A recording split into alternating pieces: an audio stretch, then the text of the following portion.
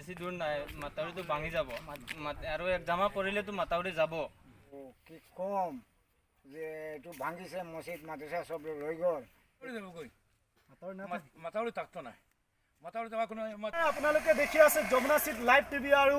মই হৈছোঁ নাজিমুল হক আজি বিগত কেইদিনত কপিলী নদীৰ যি ভয়াবহ পৰিস্থিতি যি বানপানী যি তাণ্ডৱ চলাই গৈছিল হোজাই জিলাৰ অন্তৰ্গত লংকাজান যমুনা চিটত যিখন আপোনালোকে দেখিবলৈ পাইছে বিভিন্ন ভিডিঅ' ফুটেজত এখন মছজিদ আছিল এখন মাদ্ৰাছা আছিল সেইখিনি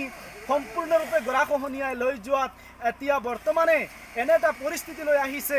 নদীখন একেবাৰে মাথাউৰি লৈ আহি উপস্থিত হৈছে আপোনালোকক পোনে পোনে সেই দৃশ্য বুলি আমি দেখুৱাবলৈ চেষ্টা কৰিম চাওক বৰ্তমানে কামখিনি চলি আছে এতিয়া আপোনাৰ কিছুমান প্ৰাথমিকভাৱে কিছুমান কাম চলি আছে মাথাউৰি ৰক্ষণাবেক্ষণৰ কাৰণে আমাৰ অসম চৰকাৰে কিছুমান প্ৰাথমিক কাম চলাই আছে চাওক এতিয়া কাম চলি আছে যাতে কৰি মাথাউৰিটো ধ্বংস হৈ নাযায় সম্পূৰ্ণৰূপে জাহ নাযায় পানীৰ তলত আৰু এখন মছজিদ আৰু এখন মাদ্ৰাছা দুখন পকাকৰণ ঘৰ আছিলে পকা ঘৰ আছিলে সেইখিনি সম্পূৰ্ণৰূপে পানীৰ তলত নদীত জাহ গৈছে আৰু এই মুহূৰ্তত আমি সেই ঠাইত উপস্থিত হৈছোঁ যে বৰ্তমানে কিছুমান প্ৰাথমিক কাম চলি আছে যাতে কৰি এই মাথাউৰি ৰক্ষা হয় এই মাথাউৰি যদি ধ্বংস হৈ যায় আকৌ পুনৰ বানপানী যদি আহে কেৱল যমুনা চিটৰ কোনো ক্ষতি হ'ব এনে কোনো কথা নাই যমুনা চিটৰ লগতে বহুকেইখন গাঁও হাজাৰ পৰিয়ালৰ ক্ষতি হ'ব হাজাৰ পৰিয়াল পানীৰ তলত জাহ যাব বহুতো অসমৰ এনে এখন ঠাই য'ত প্ৰতি বছৰে 7-8 বাৰ আপোনাৰ কপিলী নদীৰে তাণ্ডৱ চলাই বানপানী হয় আৰু ইয়াৰ পৰা বহু দূৰত আছিলে সেই কপিলী নদীখন আপোনালোকে দেখিব পাৰিছে কপিলী নদী বহুত দূৰত আছিলে কিন্তু বৰ্তমান এই দুবাৰৰ বানপানীৰ কাৰণে সেই গৰাখহনীয়াৰ কাৰণে একেবাৰে নদী ওচৰ আহি পাইছে গৰাখহনীয়াই নদীক একেবাৰে নদী ভাঙি গোটেইখিনি একেবাৰে ওচৰ চপাই দিছে চাওক আপোনালোকক কিছুমান দৃশ্যাৱলী মই দেখুৱাবলৈ লৈ যাম বৰ্তমান প্ৰাথমিকভাৱে কিছুমান কাম চলি আছে আৰু এই মানুহসকলে অঘোৰ কষ্টৰে যথেষ্ট কষ্টৰে সেই কামখিনি কৰি আছে একমাত্ৰ যে মাথাউৰিখন ৰক্ষণাবেক্ষণৰ কাৰণে কামখিনি চলাই আছে আপোনালোকে দেখি আছে ইয়াতে কিছুমান দৃশ্যাৱলী আপোনালোকক দেখুৱাবলৈ যত্ন কৰিম যিখিনি দৃশ্যাৱলী দেখিলে আপোনালোকেও যে ক'ব কি ভয়ানক পৰিস্থিতি হৈছে আৰু এটা যদি বানপানী হয় আৰু মাত্ৰ এটা যদি বানপানী হয় সেই বানপানীৰ কবলত কেৱল যমুনা চিট নহয় ইয়াত হাজাৰ ঘৰ পানীৰ তলত জাহ যাব ইয়াৰ পৰা আৰম্ভ কৰি ইয়াত যদি ইয়াৰ হাৱাইপুৰৰ পৰা আৰম্ভ কৰি যমুনা চিট হাৱাইপুৰ বেগাঁও এনেকুৱা বহুকেইখন গাঁও আছে যিখিনি পানীৰ তলত জাহ যাব বৰ্তমানে এটা প্ৰাথমিকভাৱে কাম চলাই আছে অসম চৰকাৰৰ নিৰ্দেশত সেইখিনি কাম চলি আছে আৰু যাতে কৰি এই মাথাউৰি চাওক মাথাউৰি আৰু নদী একেবাৰে ওচৰা ওচৰি হৈ গৈছে মাত্ৰ এটা পানী যদি আহে সৰু এটা যদি পানী আহে কিন্তু গৰাখহনীয়াই এইখন ঠাই মাথাউৰি লৈ যাওক ইয়াতে আমি কিছুমান দৃশ্যাৱলী আপোনালোক দেখুৱাবলৈ যত্ন কৰিম এই চাওক এখন পকীকৰণ এখন অট্টালিকাৰ এখন মছজিদ আছিলে এই মছজিদখন সম্পূৰ্ণৰূপে পানীৰ তলত জাহ গৈছে সম্পূৰ্ণৰূপে পানীৰ তলত জাহ গৈছে চাওক এই দৃশ্যাৱলীবোৰ আপোনালোকে প্ৰত্যক্ষ কৰক কি ভয়াবহ দৃশ্যাৱলী হৈছে ইয়াৰ পৰা বহু দূৰত আছিলে এই বানপানীৰ আগত ইয়াৰ পৰা বহু দূৰত আছিলে নদী কিন্তু এই বানপানীৰ লগে লগে একেবাৰে মাথাউৰি আৰু নদী একেলগ হৈ গৈছে কি ভয়াবহ পৰিস্থিতি কৰি থৈ গৈছে চাওক এয়া হৈছে যমুনা চিট লংকাজান যমুনা চিটৰ আটাইতকৈ ডাঙৰ আটাইতকৈ পুৰণি এইখন গাঁৱৰ আটাইতকৈ পুৰণি নদী মছজিদ হৈছে এইখন মছজিদ এই মছজিদখন সম্পূৰ্ণৰূপে পানীৰ তলত জাহ গৈছে বৰ্তমান এই মছজিদখনৰ অৱস্থান হৈছে পানীত নদীৰ মাজত আৰু এই যদি আৰু এটা বানপানী যদি হৈ যায় কেৱল যমুনা চিটৰ ক্ষতি হ'ব এনে নহয় ইয়াৰ পৰা যমুনা চিটৰ পশ্চিম ফালে যিখিনি গাঁও আছে সেইখিনি সম্পূৰ্ণৰূপে পানীৰ তলত জাহ যাব আৰু এই মাথাউৰিৰ যদি মেৰামতি চৰকাৰে যদি অতি শীঘ্ৰে নকৰে সম্পূৰ্ণৰূপে ভালকৈ যদি মাথাউৰিৰ কাম নকৰে এই গৰাখহনীয়া ৰোধ কৰাৰ যদি কোনো ব্যৱস্থা নলয় তেনেহ'লে বহুতো গাঁও পানীৰ তলত জাহ যাব আপোনালোকক কিছুমান দৃশ্যাৱলী মই দেখুৱাবলৈ যত্ন কৰিম চাওক এইখন আছিলে মছজিদ যমুনা চিটৰ আটাইতকৈ পুৰণি মছজিদ যিখনত যমুনা চিটত মানুহ আহি উপস্থিত যেতিয়া প্ৰথম আহি মানুহে বসতি আৰম্ভ কৰিছিলে সেই বসতিৰ পৰা এইখন মছজিদ আৰম্ভ কৰিছিলে আৰু এই মছজিদখন প্ৰায় 22 লাখ টকা খৰচ কৰি এই মছজিদখন নিৰ্মাণ কৰিছিল আৰু ইয়াৰ লগতে আছিল যমুনাচিত এছাতুল ইছলাম ইমদাদী এখন মাদ্ৰাছা আছিল যিখন এই অঞ্চলত বহুতো সুনামধন্য কৰি আনিছে বহুত সুনাম কৰিছে যিখন মাদ্ৰাছা সেইখন মাদ্ৰাছা হৈছে যমুনাচিত এছাতুল ইছলাম ইমদাদী মাদ্ৰাছা আজি সেই মাদ্ৰাছাৰ নিচিহ্ন হৈ গ'ল চিহ্ন হাৰা হৈ গ'ল যি পৰিস্থিতি কৰি থৈ গৈছে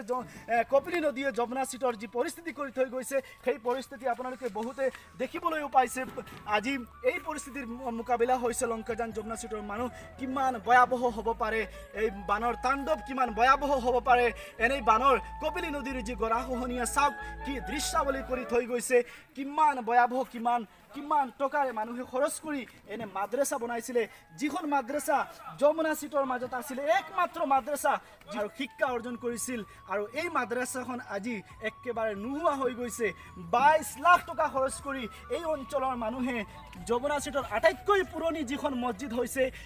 আটাইতকৈ পুৰণি মছজিদ যিখন হৈছে সেইখন মছজিদ হৈছে এইখন প্ৰায় 22 লাখ টকা খৰচ কৰি এইখন মছজিদ নিৰ্মাণ কৰিছিল আজি এই মছজিদখন সম্পূৰ্ণৰূপে পানীৰ তলত যা গৈছে কিন্তু বৰ্তমান এই মছজিদৰ অৱস্থান হৈছে নদীত কপিলী নদীত আৰু চাওক এই নদী যদি আৰু এবাৰ বানপানী হয় সেই বানপানীৰ কবলে সেই বানপানীৰ গৰাখহনীয়াই মছজিদটো লৈ গৈছে কিন্তু বৰ্তমান যি মাথাউৰিৰ অৱস্থা হৈছে আপোনালোকে দেখিবলৈ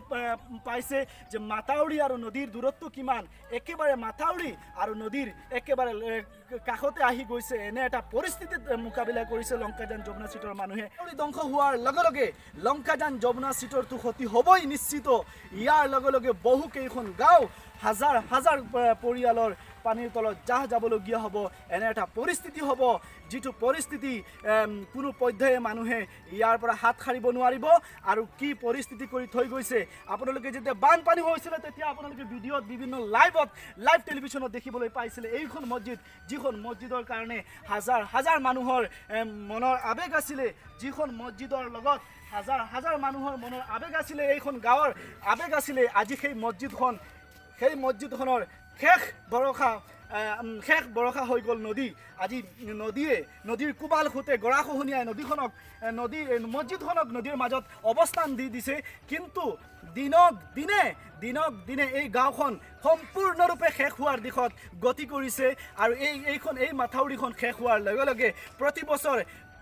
বছৰ যি বানপানী হয় 7 পৰা 8 বাৰ বানপানী হয় এই প্ৰতিখিনি বানপানীয়ে নামনি ঠাইত পশ্চিম ফালে হাৱাইপুৰৰ পৰা আৰম্ভ কৰি যোগীজানলৈকে যিটো পানীয়ে ক্ষতিগ্ৰস্ত কৰে তাণ্ডৱ চলায়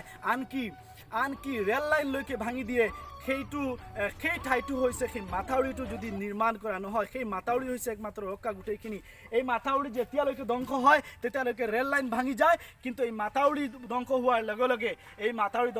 লগে লগে নামনি ছাইডৰ ফালে গোটেইখিনি পানী হৈ যায় এইটো হৈছে সেইটো মাথাউৰি যিটো ধ্বংস হোৱাৰ লগে লগে নামনি ঠাইবিলাকত বিভিন্ন ক্ষতিগ্ৰস্ত হয় মানুহৰ ঘৰৰ পৰা আৰম্ভ কৰি খেতি বাতিৰ পৰা গোটেইখিনি ধ্বংস হৈ যায় আপোনালোকক পুনে আকৌ পুনৰ মই দেখুৱাবলৈ চেষ্টা কৰিম এইখন মছজিদ যিখন মছজিদত প্ৰথম যমুনাচিত নামৰ যিখন গাঁও সেইখনৰ সৃষ্টি হওঁতে যিখন মছজিদ বনোৱা হৈছিলে প্ৰথম মছজিদ যিখন আছিলে সেইখন হৈছে এইখন মছজিদ যমুনাচিত জামে মছজিদ বুলি কোৱা হয় আটাইতকৈ পুৰণি আৰু গাঁৱৰ ভিতৰত আটাইতকৈ ডাঙৰ যিখন মছজিদ সেইখন হৈছে এইখন মছজিদ কিন্তু আজি এই মছজিদত কিমান টকা দুখীয়া এই গাঁৱৰ মানুহবিলাক দুখীয়া বহুতো কষ্ট কৰি এইখন মছজিদ নিৰ্মাণ কৰা হৈছিল কিন্তু 22 লাখ টকা খৰচ কৰি মছজিদৰ কাম পূৰ্ণ হোৱাৰ আগতে মছজিদখন পানীৰ তলত জাহ গৈছে এটা বেদনাদায়ক ঘটনা ঘটি গৈছে এইখন আছিলে সেইখন মাদ্ৰাছাৰ কথা আজিলৈকেও পাহৰা নাই আজিলৈকে যিসকলে আমাৰ এই ভিডিঅ'টোৰ মাধ্যমেৰে যিসকল মুৰব্বীসকল তথা যিসকল শিক্ষাৰ্থীসকলে এইখন মাদ্ৰাছাত পঢ়ি গৈছিলে এইখন মাদ্ৰাছা আছিল যমুনাচিত এছাতুল ইছলাম ইমদাদিয়া মাদ্ৰাছা আজি সেই এছাতুল ইছলাম ইমদাদিয়া মাদ্ৰাছা নিশ্চিহ্ন হৈ গৈছে আজি কোনো দৃশ্য দেখিবলৈ পোৱা নাযায় আমি পুনে এই মাদ্ৰাছাখনৰ দৃশ্য দেখিবলৈ যাম কি ধ্বংসলীলা কি তাণ্ডৱ চলাই থৈ গৈছে এই বছৰৰ বানপানীয়ে কপিলী নদীৰ বানপানীয়ে গোটেইখিনি ধ্বংস কৰি থৈ গৈছে আপোনালোকে চাব পাৰিছে আপোনালোকে প্ৰত্যক্ষ কৰিব পাৰিছে কি ধ্বংসলীলা কৰি থৈ গৈছে এই কপিলী নদীৰ বাৰণি পানীয়ে আজি গোটেইখিনি নাইকিয়া কৰি থৈ গৈছে চাওক মই য'ত উপস্থিত হৈছোঁ মই য'ত কিয় হৈছোঁ সেইখন মাদ্ৰাছা এইখন হৈছে হাফিজিয়া মাদ্ৰাছা ইয়াৰ লগতে আছে সেইখন আপোনাৰ কাৰিয়ানা মাদ্ৰাছা এই দুয়োখন মাদ্ৰাছা একেলগে আছিলে কিন্তু আজি নাই সম্পূৰ্ণৰূপে শেষ হৈ গ'ল এইখন গাঁৱৰ আটাইতকৈ পুৰণি মাদ্ৰাছা আটাইতকৈ পুৰণি আটাইতকৈ পুৰণি হৈছে মছজিদ। এই দুয়োখনৰ লগতে এইখন গাঁৱৰ প্ৰথম স্কুল হৈছিলে যমুনাচিত LP স্কুল, কিন্তু এই যমুনাচিত LP স্কুল বৰ্তমান এই শিপাৰ পাইছে আৰু এখন আছিলে বৰ্তমান নদীৰ মাজত অৱস্থান কৰিছে। মৰ্মান্তিক অৱস্থাত মানুহে যেন জীৱন যাপন কৰিবলগীয়া হৈছে। অলপ বৰষুণ হ'লে মানুহৰ মনত ভয় সোমাই যায় যে হয়তো বৰষুণ হৈ যাব, বানপানী হৈ যাব, কিন্তু এনেই পৰিস্থিতিৰ মোকাবিলা হ'বলগীয়া হৈছে লংকাজান যমুনাচিত গাঁৱৰ মানুহ। আপোনালোকে প্ৰত্যক্ষ কৰিব পাৰিছে আজি কি অৱস্থা কৰি থৈ গৈছে নদীয়ে।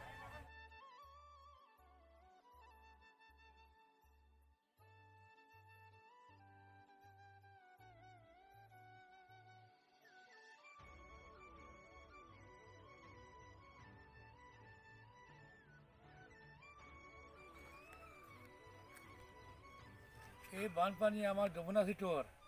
এইটো মাথাউৰি যদি ভাঙে, মাথাউৰি ভাঙিলে যাবগীয়া হাৱৈপুৰ, বেগাঁও, কুমৰাখাটা, বাদে জুগিদানৰ মোটামুট রেললাইন গিয়া ভাঙছে 2004 সালে ভাঙিয়ে গিয়া রেললাইন ভাঙিছে গিয়া। আর এখন যদি ভাঙে উপায় দিয়া সে রেললাইন ভাঙিব গিয়া। তো এই মসজিদ 1945 চনৰ এই মসজিদ আমাৰ হৈছে। গেট ৰেল লাইনটো ভাঙি যাব, তাৰপিছত এই হেৰি হাৱাইপুৰ আৰু এই কুটকুট বস্তি, হেৰি বিডিং বস্তি, জুগিজান, এইবিলাক চব পানীৰ তলত যাব। নিশ্চয় আপোনালোকে গম পাইছে, ইয়াৰ পৰা এইটো জানিব পাৰিছে কিমানটা গাঁও ক্ষতিগ্ৰস্ত পৰিব এইটো মাথাউৰি যদি ধ্বংস হয়। এই মাথাউৰি যদি ভাঙি যায়, এইবাৰ বানপানীৰ কাৰণে যদি ভাঙি যায়, আপোনালোকে নিশ্চয় গম পাইছে কিমান গাঁও, কিমান হাজাৰটা পৰিয়াল পানীৰ তলত জাহ যাব।